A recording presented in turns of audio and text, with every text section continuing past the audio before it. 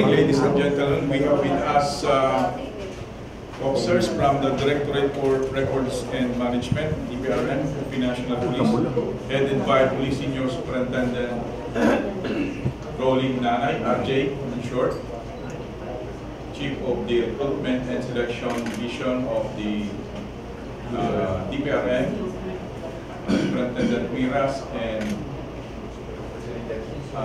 Superintendent Siligan of the Discipline, Law and Order Division of the Directorate for Records and Management. Magandang umaga po sa inyo lahat.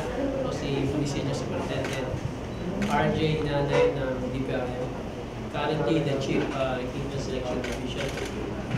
I would like to give you a short briefing on our accomplishment of DPRM.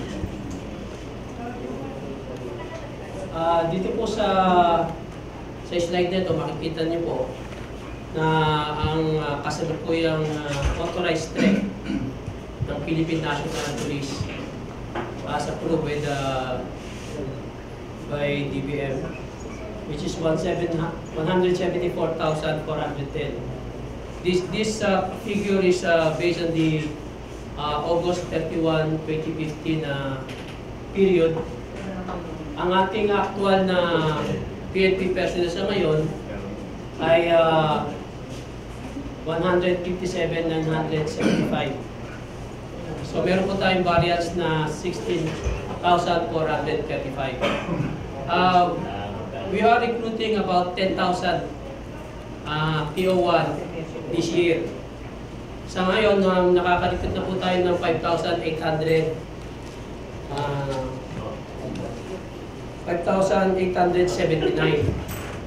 So, ang variance po ng 10,000 na yan ay ma-recruit before the end of this year. So, may mga katanungan po na bakit po masyado malaki. Pakibalik ko. Bakit po masyado malaki yung unfilled positions? Because meron po dalawa po ang klase ng recruitment natin. Ang regular at saka attrition quota. Yung regular quota po, ito po yung inaprubahan ng Kongreso sa budget natin. Ito po yung pandagdag para mag-increase yung strength ng PNP.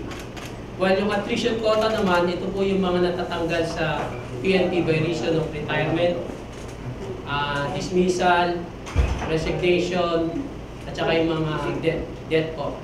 So yun po yung tawag nating attrition quota. We have not been able to conduct two attrition quota program, recruitment program for the past 2 years. Kasi po nagkulang po tayo sa budget. Pero dito po sa regular quota, may budget po ito, kaya ito po yung kinakandak natin sa ngayon. So may 10,000 po tayo sa 2015 at kanina, doon po sinabi ko kanina, meron na po tayong recruit na about 5,879. So yung rest po ng balance na yan, i-recruit po natin before the end of this year. Next. So ito pong year na po, ito pong year na rin po ito, nakapag-promote po tayo ng 14,462 uniform personnel, second level PNP personnel po yan. From PO2 to SP, hanggang PO2 to Police Superintendent. As I said, 5,879 po yung na-recruit natin at about 5,694 yung naipasa na natin ang papeles sa Civil Service for attestation at kanilang appointments. Para naman po sa mga non-uniform personnel natin, as of August 2015, meron na po tayong 10,580 na strength ng NUP. Yung second tranche ng, actually yung balance ng 15,000 na i-announce before, yung 7,561 ay still with the DBM for approval. Kasi last year po nakapag-conduct tayo ng recruitment ng NUP na about 7,400. Yung balance po niya na, yun po yun ang pinapa-approve natin sa DBM para po ma-recruit natin na later this year o kaya next year.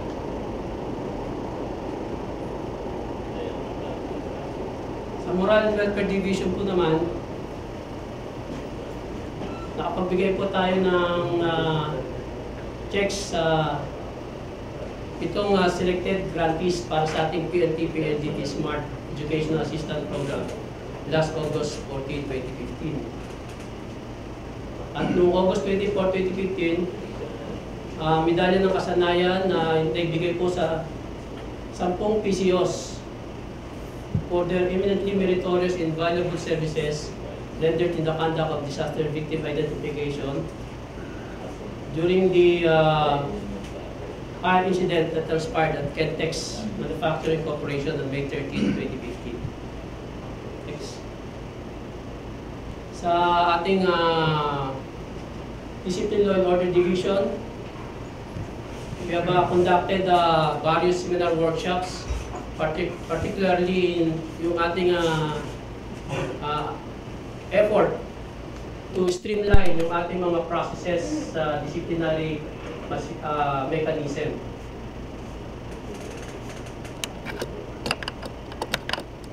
Ito po ang mga text. Thank you. That's basically a brief presentation of our accomplishment. Sir, paano naka-update yung BPRM? Kasi naalala namin kung halimbawa sa na-dismiss o may suspension yung police, nakaka-receive pa agad ng sweldo kasi yung medyo hindi daw updated sa BPRM. Yung parang inter-connection ninyo ng mga agency. Updated na ba? Kasi yun yung sinabi ni CPMP Marquez na ayos.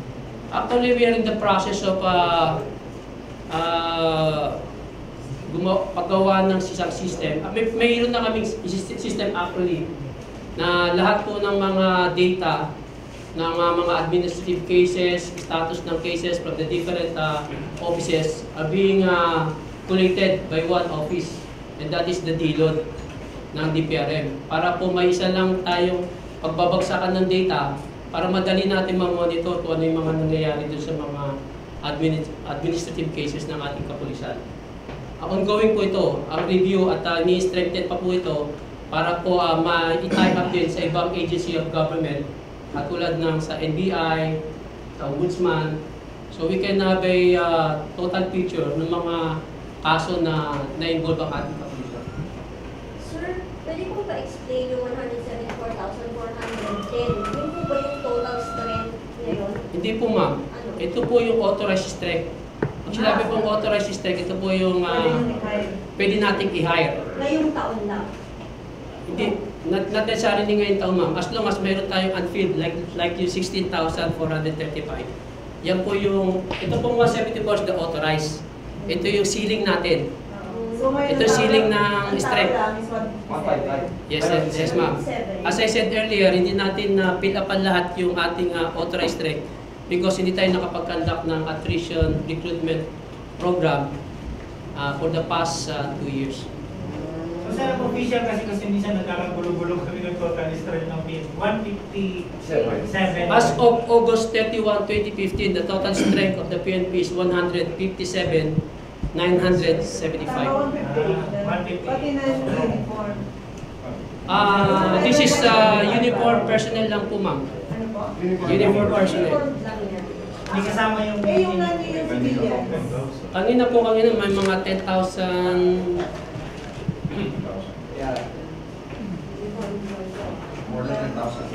Yeah, 10,580 ma'am.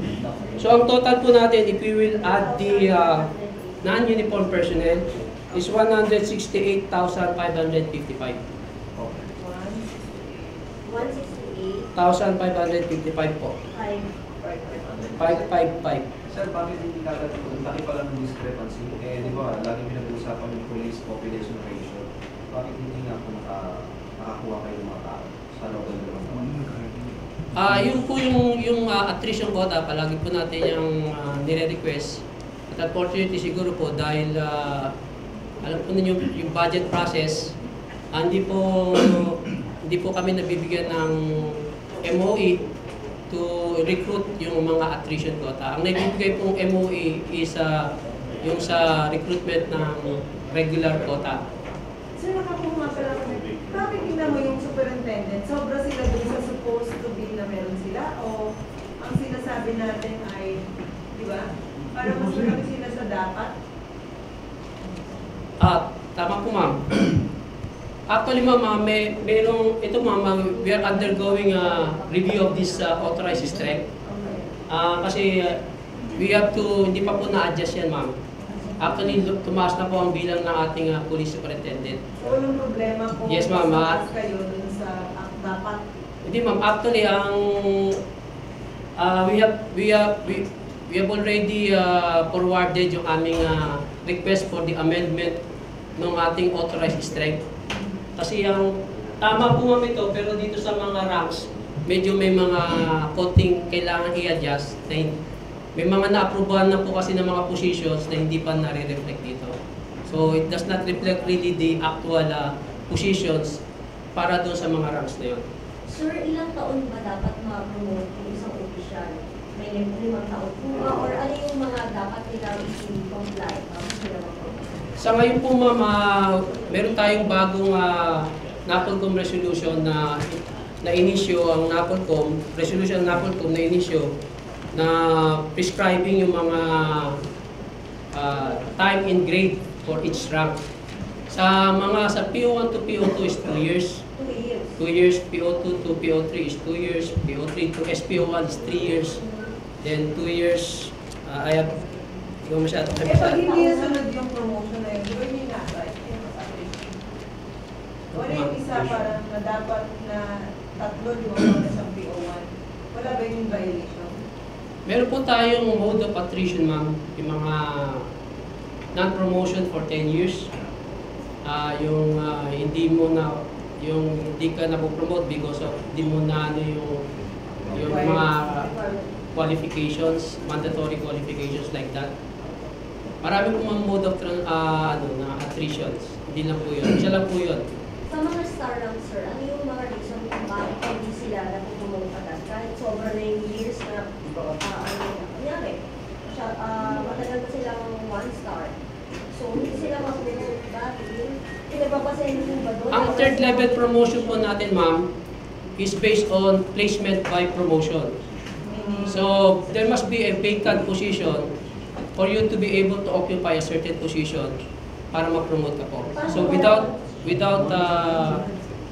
vacancy doon sa position na yon, then definitely hindi ka po pwede ma-promote. So, kahit 5 taon ka na wala pa, kunyari ka na, makitang posisyon, hindi naman, wala naman siyang naging violation kung matagal na siya kunyari yung 1 star.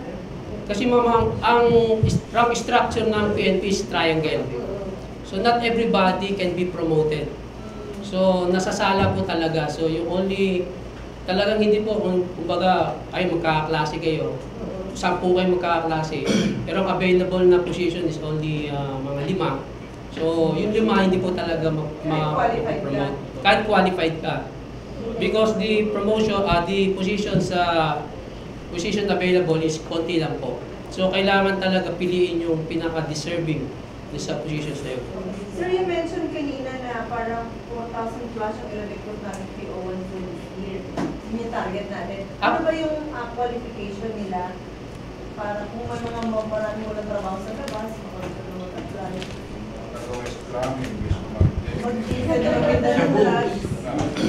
Actually, ma'am, 4,000 is a balance ng 10,000 na nire-recruit natin for this year. So, mga 4,000 something. 4,000 na lang ma'am yung natitira na nire-recruit natin. Okay, And tungkol sa question niyo ma'am, kung ano yung mga qualifications, of course, you must be a Filipino citizen. Hindi naturalize.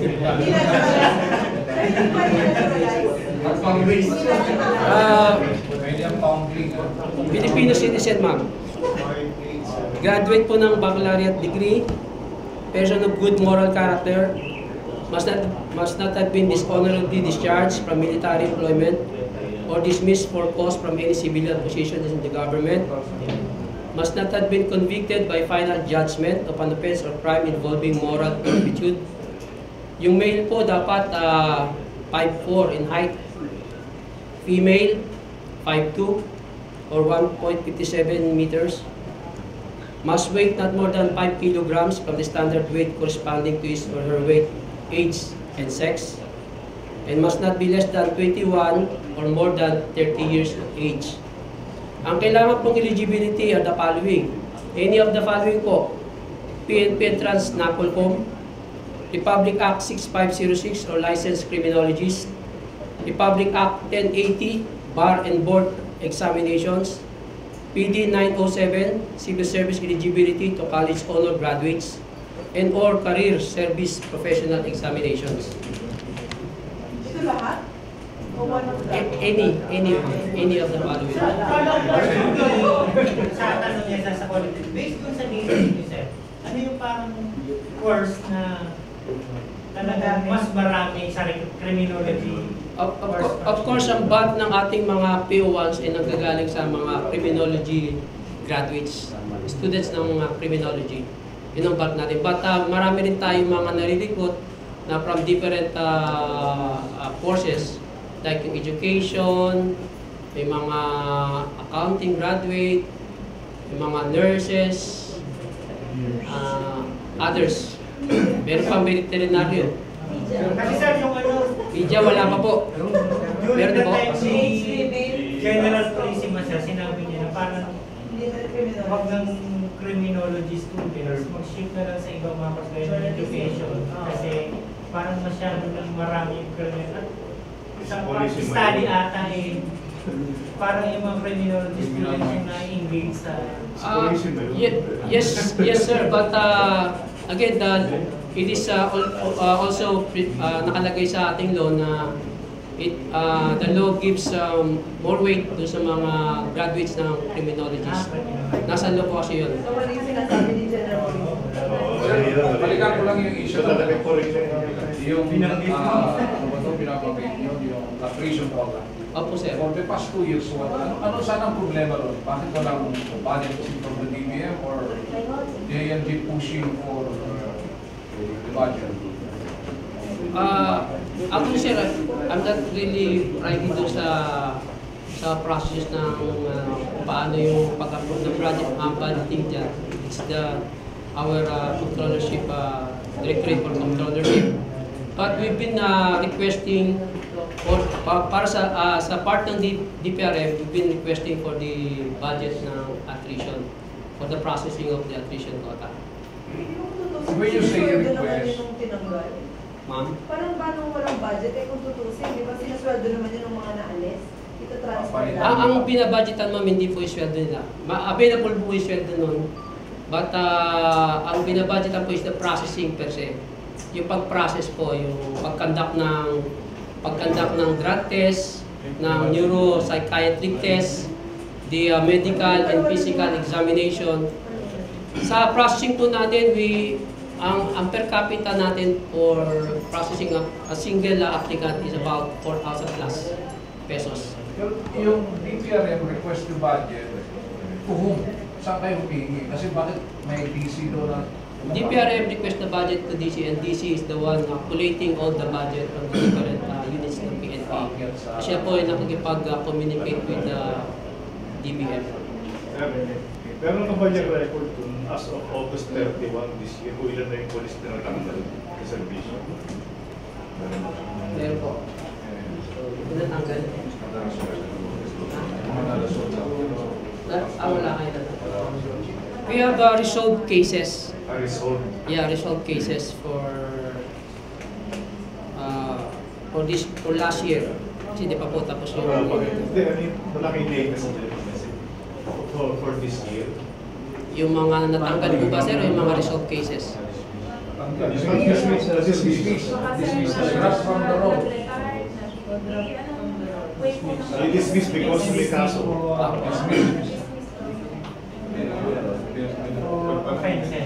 We will give you the answer. Yung di po nang nadala. But we do have the statistics with yung sinasabi nyo. Hindi lang po namin nadala ngayon. But we can give you after this. Bigyan nila kayo. Siguro ang tarugtong na tanong doon sir is, ano yung pinakamarami na dahilan ng mga natatanggal? Meron po rin yung ano na yun. Meron po rin yung sa statistics na yun.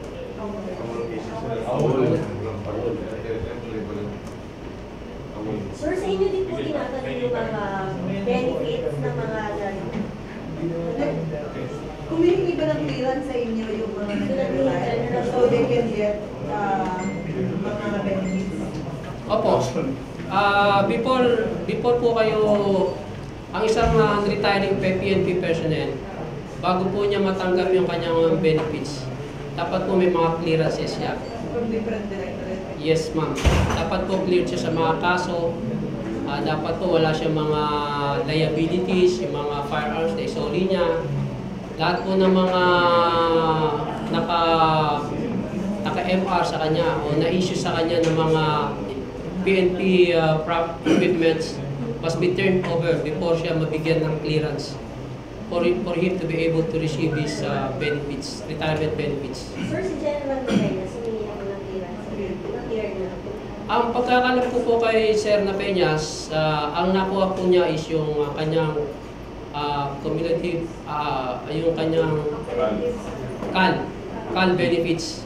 Because yung CAL benefits po yun talaga pong naibibigay yun. Despite kung meron kang mga kaso or na-dismiss ka, automatic po yun na naibibigay. Ang na-hold po is yung pension. Sir, ano ibig sabihin ng CAL? Cumulative accrued leave. Yun yung mga hindi na-leave. Yes po. So, Paano pala sa kaso ni General Estrellas, di ba?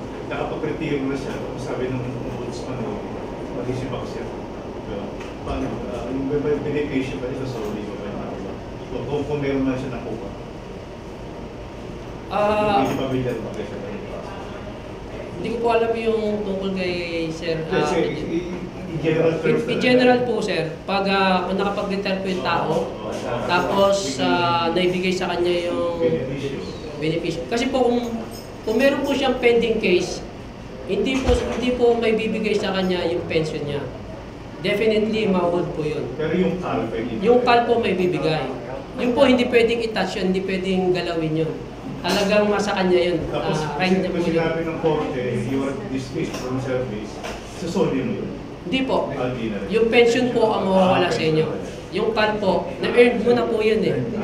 Kasi nagtrabaho ka naman po, pinagtrabahuan mo yun, na-earn mo yun. Pension lang talaga. Yes po. So medyo trivia, sinoli ba nila yung parang, like si General SP na nag-retire, may sorry pa ba sila ng firearm mo? Sinabi nila pwede bang, anong process? Hindi po. Kahit ano pong rank, ma'am, basta PNP property po yan, ang mag-retire ka, you have to turn over the firearm. So Because that is a government property. Hindi mo pwede kung akin na lang to, kasama ko to for my ilang service dito, bilhin ko na lang, walang gano'n. Wala po kami policy ganun, ma'am. Ano ang parusa nung hindi makaisusolya halimbawa ng baril? Hindi po, unang-una po, pwede kayong imbestigahan.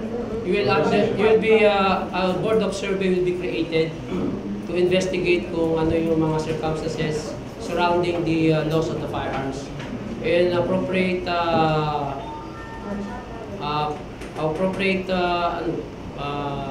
penalties can be given to you.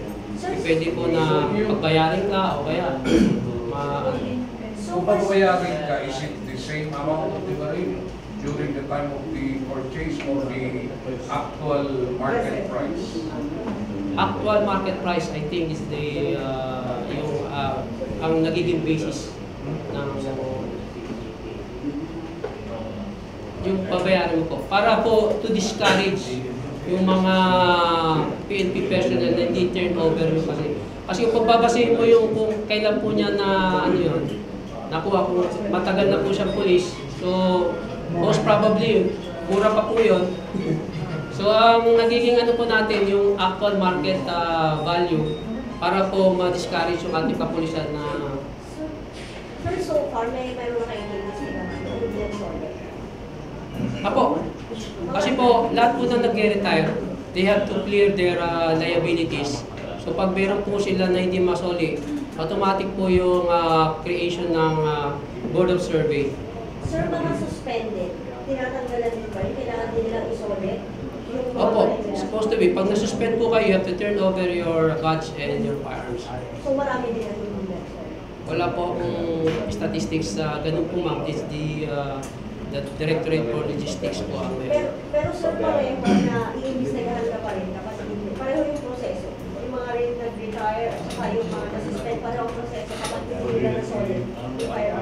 Yes, ma'am. Use and absence.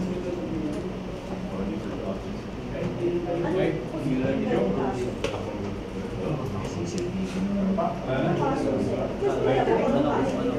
Thank you, thank you. Okay. Thank you to RJ. Maraming Isa kaya sagot din siya. Meron mga pahabol ng bakit. Hindi, kung anong kaso lang, sabi nila hindi na solid. Authorization of government, authorization of public. Sabihin mo, Ang kaso po, pag hindi ka pa nakapag-solid ng mga issued firearms conversation, public property. Maraming salamat po sa inyo. Okay, and thank you. Thank you. Thank you. Alin? Na?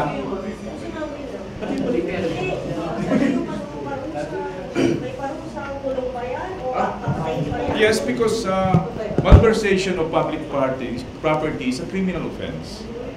If you're still in the service, then administrative charges will be filed against you. Kasama yun, dalawa yun, palagi. If you're still in the service, malversation, criminal offense, at the same time, administrative offense. Kung nag-retire ka na, even though you're retired, the charges will be filed against you. Again, dun sa criminal aspect. Ang DPRM ba, pwede mag-transfer ng, ba sila yung naglalabas ng order for the reshuffle and yung gano'n? Sila ba on their own o parang nag-implement lang sila ng directive from other, like sometimes? Merong senior officers placement and promotion board. Yes. Merong mga kumbaga sa regions, depende sa commanders, may mga commanders na on their own can relieve and transfer personnel. Halimbawa sa NCRPO. Pero yung DPRM, walang gano'n? DPRM national sila, national. Nagre-record lang sila? Yes, let's say from region to region, another region to region, then ang nag-i-issue yung DPRM. Of course, with all the requirements submitted to them. Before you leave from one unit to another, dapat you're free from money and property accountability. Yun na, bibigyan ka ng availability for transfer. At the same time, you should be accommodated by the receiving unit. Okay? Thank you. Other matters. Others, yes. Yung nangyari sa Samal, I'll just give you an initial report based on the text message by the AKG.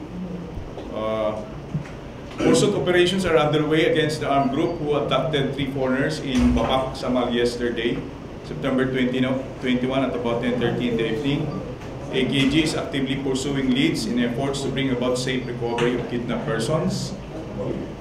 Based on the report from AKG, a determined number of armed group abducted 3 foreigners at Ocean View Hotel, Barangay Kamudmud, Bapak, Samal. Accordingly, the kidnappers left the area on board a motorized bangka towards undetermined direction. Upon receipt of the information, the AKG Mindanao Field Unit and the Police Regional Office 11, Task Force Samal, proceeded to the area to conduct investigation. We're still withholding the names of the victims pending notice and coordination with embassies concerned and to their families. Yun lang po muna ang bibigay namin initial information. Pero sir, ano sir ba yan? So far is we're still conducting investigation. From time to time, we'll give you updates kung ano man ang galing sa field. Tapos parang siya may info na parang itong island na to, frequented by foreign tourists kasi alam nila safe. Parang this is one of the first time daw na nangyari yan. Wala pa akong information kung first time itong nangyari ito. But again, we can assure the public that the anti-kidnapping group, at the same time the units of the PRO 11, Police Regional Office 11, is on the ground in pursuit of the suspects. Thank you. In coordination with the military, kasi isa rin din na operation. So far, ito yung pinadala ng report, but concerned agencies who will cooperate with us, then we welcome information that will be coming. Sir, the races.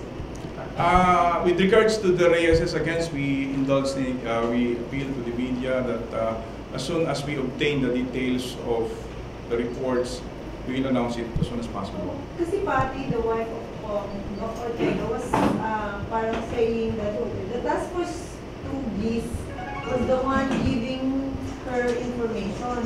Eh di ba kailan dun? Paano nabot ang 2Gs naman? Ganun ka.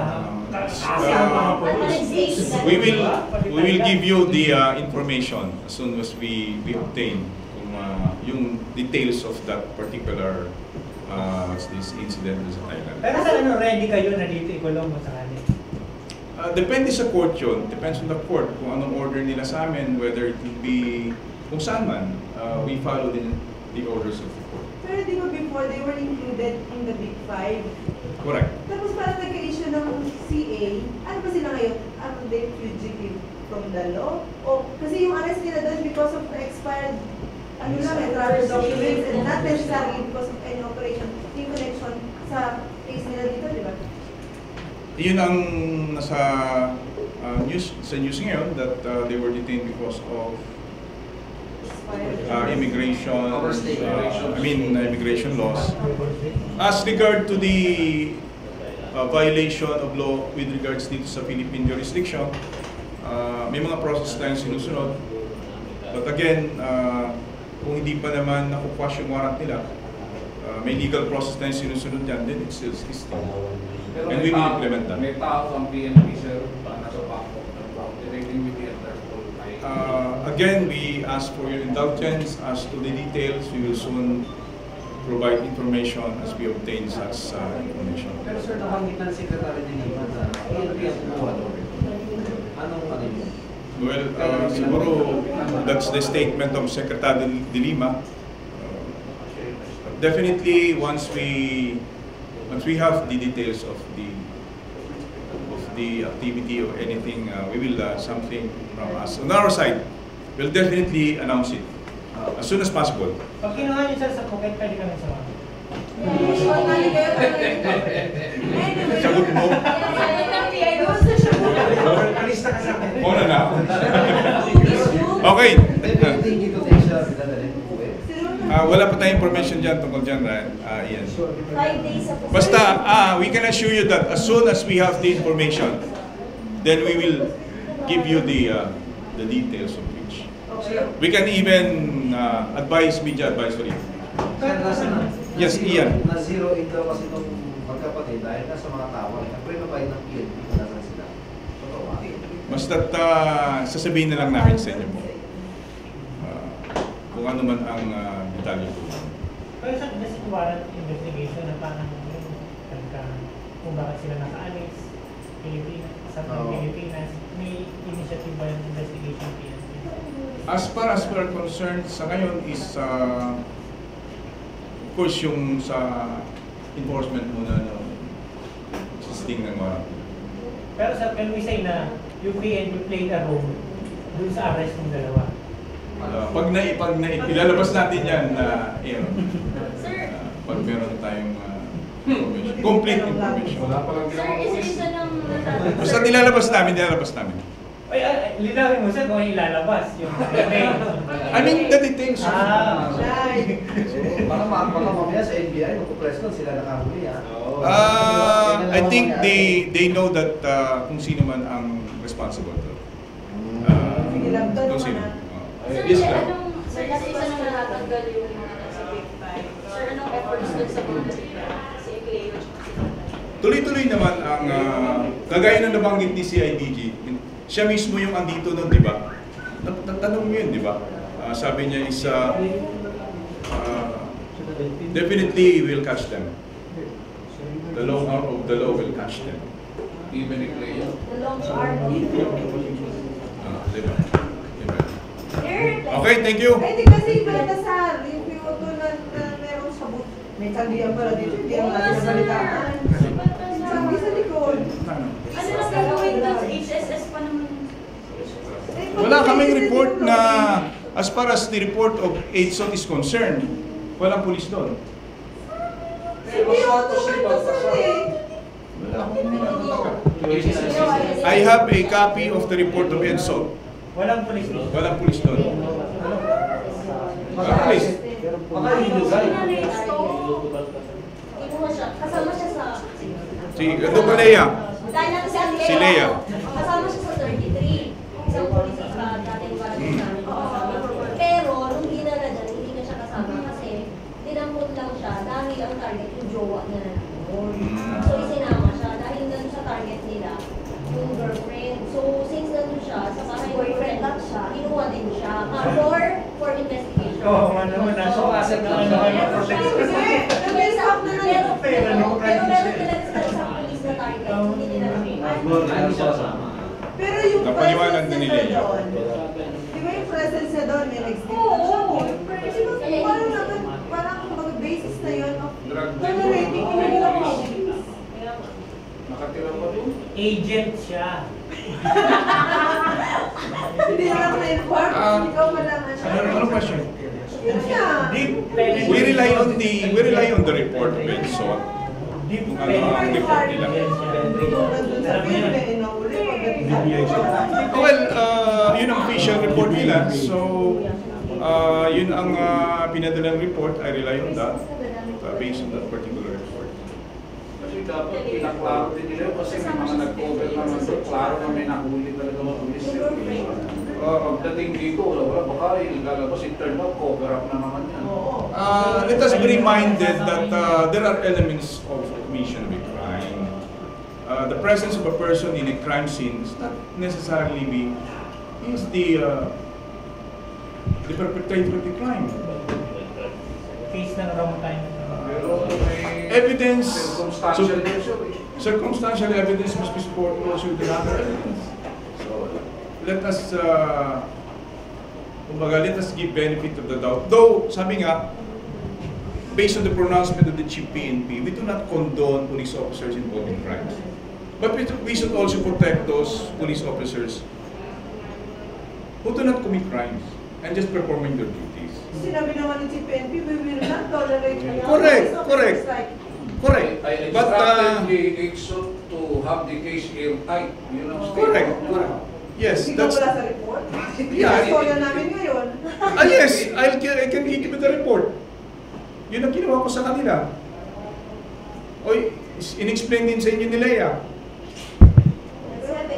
Mag-cite ka sa case na na-digest mo noon. Kasi yung It's a report. Anong explanation na? Paano na natin sasabihin ngayon na wala yung pangalan niya sa report? I suggest that we ask EDSO. We should ask EDSO. Bakit ganun?